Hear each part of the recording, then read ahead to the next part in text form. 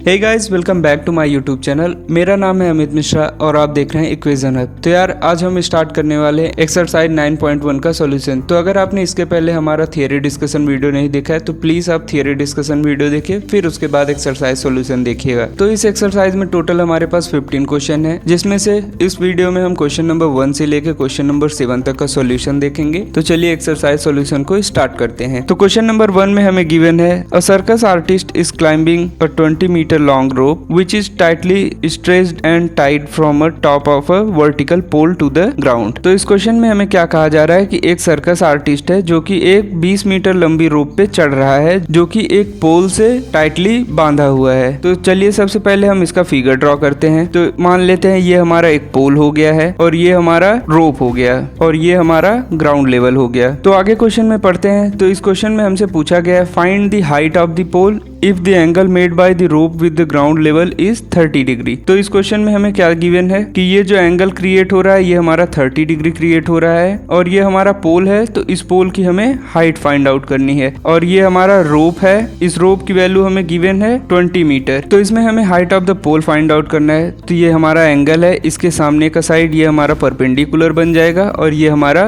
Base बन जाएगा। तो हम देख सकते हैं यहाँ पे हमारे पास हाइपोटेनस गिवन है और हमें परपेंडिकुलर फाइंड आउट करना है। तो परपेंडिकुलर और हाइपोटेनस के बीच में हमारे पास रिलेशन होता है, वो होता है साइन का रिलेशन। तो यहाँ से ये हो जाएगा sine 30 degree is equal to perpendicular upon hypotenuse. Perpendicular की जगह पे हमारा है height of the pole upon length of the rope. यहाँ से हमें height of the pole find out करना है, तो वो हो जाएगा हमारा h और लेंथ ऑफ द रोप हमें गिवन है वो है 20 मीटर और यहाँ पे साइन 30 डिग्री की वैल्यू हमारी होती है 1/2। तो यहाँ से हम 2 से 20 को कैंसिल कर सकते हैं, तो यहाँ पे बचेगा हमारा 10। तो यहाँ से हमारा हाइट ऑफ द पोल आ गया 10 मीटर। तो चलिए क्वेश्चन नंबर 2 को सॉल्व करते हैं। क्वेश्चन नंबर 2 में हमें दिया है a tree breaks due to storm and broken part bends so that the top of the tree touches the ground making an angle 30 degree with it. तो इस question में हमें गिवन है कि एक ट्री है हमारा, वो स्टॉर्म की वजह से उसका कुछ पार्ट ऊपर से टूट जाता है और टूटा हुआ पार्ट हमारा इस तरह से ग्राउंड पे टच होता है कि वो ग्राउंड से 30 डिग्री का एंगल बनाता है। तो चलिए इसका सबसे पहले हम फिगर ड्रॉ करते हैं। तो मान लेते हैं ये हमारा लेंथ ऑफ ट्री था और स्टॉर्म की वजह से ये यहाँ से ब्रेक हो गया और ये जो ब्रोकन पार्ट ऊपर का है हमारा वो ग्राउंड पे आके टच हो जाता है। तो मान लेते हैं ये पोर्शन हमारा ऐसे ग्राउंड से आके टच हो जाता है। तो मान लेते हैं ये हमारा ग्राउंड लेवल हो गया। हमें गिवन है ये जो हमारा ब्रोकन पार्ट है वो ग्राउंड से 30 डिग्री एंगल क्रिएट करता है। तो आगे देखते हैं, हमें गिवन है क्वेश्चन में the distance between the foot of the tree to the point where the top touches the ground is 8 metre. मतलब आगे हमसे क्वेश्चन कह रहा है कि ये हमारा फुट ऑफ द ट्री है और ये टॉप ऑफ द ट्री है जो ग्राउंड को टच किया है और इन दोनों की दूरी हमें गिवन है 8 मीटर। आगे हमसे पूछा जाता है find the height of the tree. तो ये हमारा हाइट ऑफ द ट्री है, इसको हम मान लेते हैं कैपिटल A। फिर तो यहाँ से हम मान लेते हैं जो पार्ट हमारा ट्री का अभी भी खड़ा है उसको हम कैपिटल H मानते हैं और जो पार्ट हमारा स्टॉर्म की वजह से टूट के गिर गया है उसको हम स्मॉल h मान लेते हैं। तो आगे इस क्वेश्चन में हमें कैपिटल H और स्मॉल h दोनों को फाइंड आउट करना है। तो सबसे पहले हम क्या करते हैं, अपने कैपिटल H को फाइंड आउट करते हैं। तो यहाँ से मान लेते हैं ये हमारा एंगल है, तो ये हमारा परपेंडिकुलर बन जाएगा और ये हमारा बेस बन जाएगा और ये हमारा हाइपोटेनस है ही। तो यहाँ से हम क्या करेंगे, सबसे पहले परपेंडिकुलर और बेस के बीच में एक रिलेशन फाइंड आउट करेंगे। तो यहाँ से ये हो जाएगा tan 30 degree is equal to capital H upon 8। तो यहाँ से हमारा tan 30 डिग्री होता है 1/√3। तो ये हो जाएगा हमारा 1/√3 इक्वल टू h/8। तो यहाँ से ये वैल्यू हमारी हो जाएगी 8 इक्वल टू √3h। तो अब हम क्या करते हैं, अपने ब्रोकन पार्ट का वैल्यू फाइंड आउट करते हैं। तो यहाँ से हम कोई भी रिलेशन ले सकते हैं, या तो परपेंडिकुलर से या फिर बेस से। तो मान लीजिए हम बेस से इसका रिलेशन फाइंड आउट करते हैं। तो बेस अपॉन हाइपोटेनस हमारा हो जाएगा cos थीटा, यहाँ से हो जाएगा cos 30 degree equal to base की वैल्यू हमारी 8 है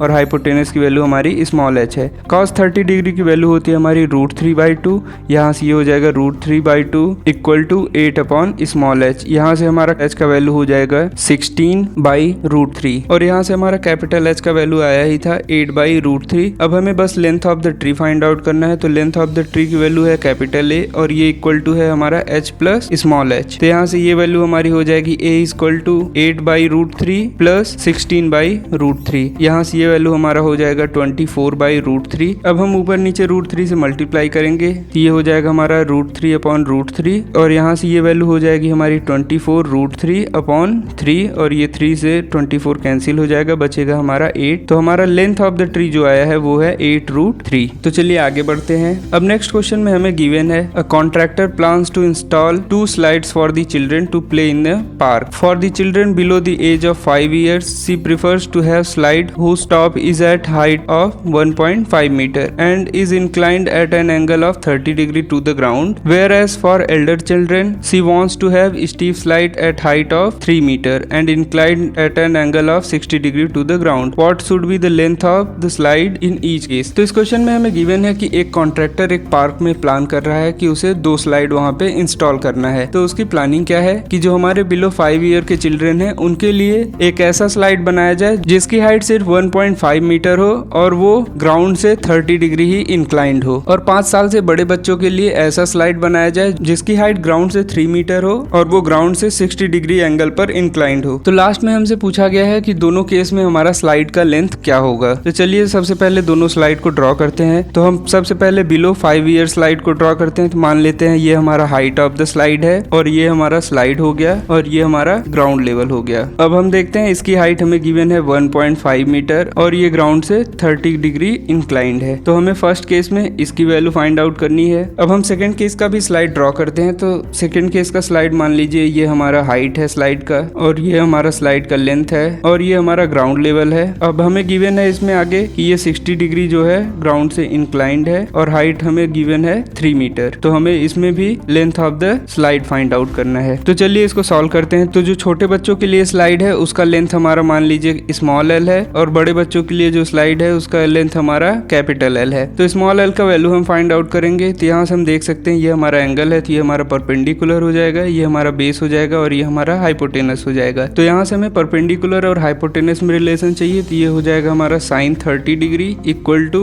1.5 अपॉन स्मॉल एल। तो यहाँ से ये हो जाएगा 1/2 equal to 1.5 upon small L. तो यहाँ से हमारा स्मॉल एल का वैल्यू आ गया 3 मीटर। तो छोटे बच्चों के लिए जो स्लाइड है उसका लेंथ है हमारा 3 मीटर। अब बड़े बच्चों के लिए देखते हैं। तो यहाँ से ये एंगल है, तो ये हमारा परपेंडिकुलर हो जाएगा, ये हमारा बेस हो जाएगा और ये हमारा हाइपोटेनस हो जाएगा। तो यहाँ से ये हो जाएगा sine 60 degree equal to capital L. यहाँ से साइन 60 डिग्री की वैल्यू होते हैं √3/2 इक्वल टू 3/एल। यहाँ से एल इक्वल टू हो जाएगा हमारा 6/√3। अब हम √3 से ऊपर नीचे मल्टीप्लाई कर देंगे तो ये हो जाएगा हमारा 6√3/3। तो यहाँ से एल की वैल्यू हो जाएगी हमारी 2√3 मीटर। तो कैपिटल एल की वैल्यू हमारी 2√3 मीटर हो जाएगी। अब हम नेक्स्ट क्वेश्चन देखते हैं। नेक्स्ट क्वेश्चन में हमें गिवन है the angle of elevation of the top of a tower from a point on the ground which is 30 meter away from the foot of the tower is 30 degree. Find the height of tower. तो इस question में हमें given है कि एक हमारे पास tower है जिससे एक पॉइंट 30 मीटर अवे है और वहां से angle of elevation top of the tower का हमारा 30 डिग्री बन रहा है। तो उस केस में हमें height of the tower find out करना है। तो मान लेते हैं ये हमारा टावर हो गया और ये कोई हमारा पॉइंट हो गया जो कि 30 मीटर अवे है। अब यहाँ से हम ग्राउंड लेवल को कनेक्ट करते हैं और ये हमारा एंगल ऑफ एलिवेशन हो गया जो कि 30 डिग्री है। तो यहाँ से हम देख सकते हैं ये वैल्यू हमारी 30 डिग्री गिवन है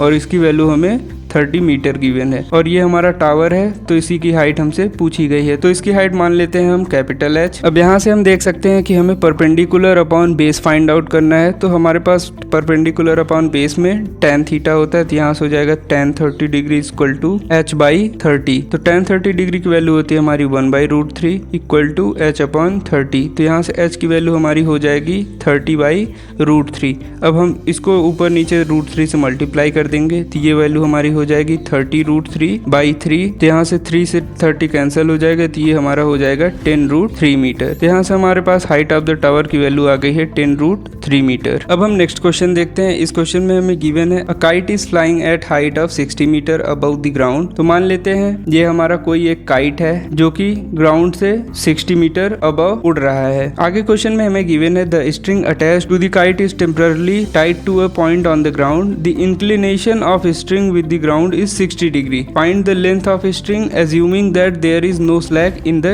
string. तो हमें गिवन है कि जो स्ट्रिंग इससे अटैच्ड है वो ग्राउंड से 60 डिग्री क्रिएट करता है। तो मान लेते हैं ये हमारा ग्राउंड लेवल है और यहाँ से हमारा ये एंगल हो जाएगा 60 डिग्री। अब आगे हमें पूछा गया है find the length of string assuming that there is no slack in the string. हमसे इस स्ट्रिंग का लेंथ पूछा गया है और क्वेश्चन में ये भी गिवन है कि स्ट्रिंग में कोई स्लैक नहीं है। मतलब इस स्ट्रिंग को हम समझ सकते हैं कि ये एकदम टाइटली कनेक्टेड है। है। स्लैक का क्या मतलब है, जैसे कि हमारा स्ट्रिंग ऐसे नहीं है, वो हमारा एकदम टाइटली कनेक्टेड है। तो इसको देने का क्या मतलब था कि अगर स्ट्रिंग में स्लैक होगा तो हम एग्जैक्टली स्ट्रिंग की वैल्यू नहीं फाइंड आउट कर सकते हैं। तो चलिए स्ट्रिंग की वैल्यू फाइंड आउट करते हैं। तो यहाँ से हमें गिवन है हाइट ऑफ द काइट और हमें फाइंड आउट करना है लेंथ ऑफ द स्ट्रिंग। तो यहाँ से हमारे पास परपेंडिकुलर गिवन है, हाइपोटेनस हमें फाइंड आउट करना है। तो यहाँ से हमारे पास हो जाएगा sine 60 degree equal to perpendicular upon hypotenuse. तो यहाँ से परपेंडिकुलर की वैल्यू हमारी 60 है, हाइपोटेनस हमें फाइंड आउट करना है और साइन 60 डिग्री की वैल्यू होती है √3/2। यहाँ से h की वैल्यू हमारी हो जाएगी 120 अपॉन √3। तो यहाँ से ऊपर नीचे हम √3 से मल्टीप्लाई करेंगे तो ये वैल्यू हमारी हो जाएगी 120 √3 अपॉन 3। इसको डिवाइड करेंगे तो ये हो जाएगा h इक्वल टू 40 √3 मीटर। तो यहाँ से हमारा लेंथ ऑफ द स्ट्रिंग का वैल्यू आ गया। अब हम नेक्स्ट क्वेश्चन देखते हैं। इस क्वेश्चन में हमें गिवन है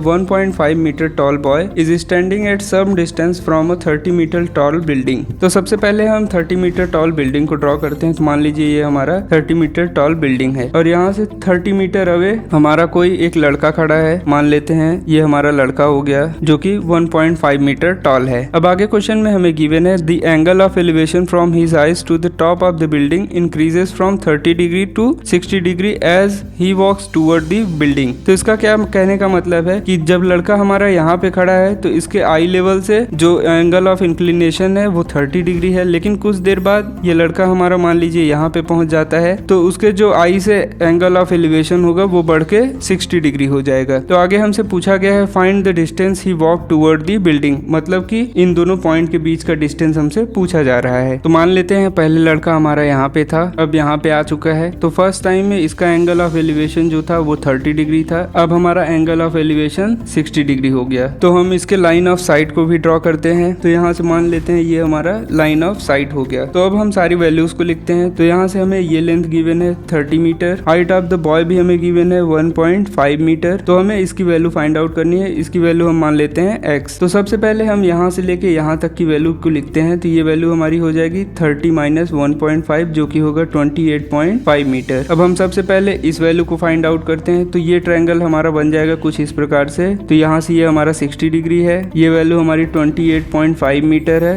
और ये वैल्यू हमें फाइंड आउट करनी है। तो परपेंडिकुलर अपॉन बेस हमारा हो जाएगा tan 60 degree is equal to perpendicular की वैल्यू 28.5 अपॉन बेस की वैल्यू हमें फाइंड आउट करनी है। बेस को हम मान लेते हैं b। तो यहाँ से tan 60 डिग्री की वैल्यू होती है हमारी √3 इक्वल टू 28.5 अपॉन b। यहाँ से ये हो जाएगा b√3 इक्वल टू 28.5। अब हम आगे क्या करते हैं, इस टोटल लेंथ को फाइंड आउट करते हैं। तो ये टोटल लेंथ हमारा हो जाएगा b प्लस x और ये एंगल हमारा है 30 डिग्री। तो यहाँ से ये वैल्यू हो जाएगी हमारी tan 30 degree is equal to 28.5 upon b plus x। तो यहाँ से ये वैल्यू हमारी हो जाएगी 1/√3 equal to 28.5 b plus x। ये वैल्यू हमारी हो जाएगी b plus x equal to 28.5 √3। अब हम इसको इक्वेशन नंबर 2 मान लेते हैं। ये हमारा इक्वेशन नंबर 1 हो गया। तो यहाँ से हमारे पास b√3 की वैल्यू गिवन है 28.5। तो हम यहाँ पे क्या कर सकते हैं, इक्वेशन नंबर 2 में भी b√3 बना देते हैं। तो यहाँ से ये हमारा हो जाएगा b√3 plus x√3 equal to 28.5 into 3। तो यहाँ से हमें b√3 की वैल्यू गिवन ही है, ये है हमारा 28.5 plus x√3 equal to 28.5 into 3। अब यहाँ से ये वैल्यू हमारी हो जाएगी √3x इक्वल टू